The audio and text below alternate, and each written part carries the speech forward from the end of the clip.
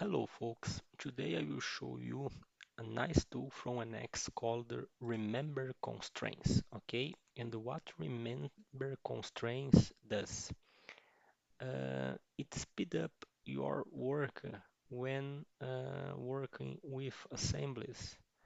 When you have some component that you must add it multiple times in your assembly, but you cannot use pattern component because you have different places to assemble it, you can use remember constraint. And the remember constraints will avoid you having to define the constraints on the part that you are adding in your assembly every time you assemble the same component. So let's show you how it works.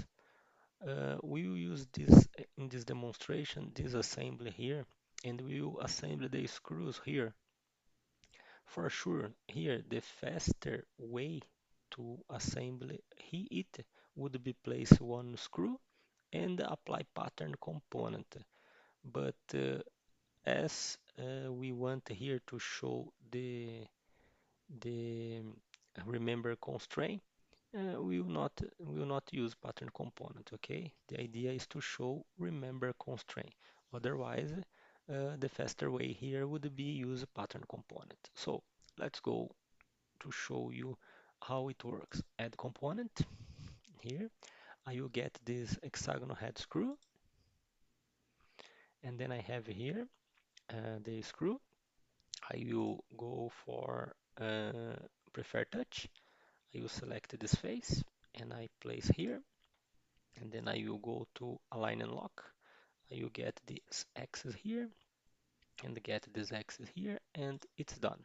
The first screw is assembled. So now I will go here in assemblies, more, remember constraints, and then this window pops up and asks me what component I want the remember constraints. So I want this component, and what constraints uh, must be remembered. So then I go here and I get the last two constraints. I hold the control here in order to get the two constraints. Okay, hold control, then I have two constraints, and then I click OK, yes, and now I will add the component. And then I get hexagonal head screw. This message here pops up saying that it has already remember constraints defined. So now I will just skip here the placement and go directly and apply. So now in this new window here, we have the two constraints already defined that are these ones here. So then I will go direct on the face. So I want this face and now this axis, and click OK, and done.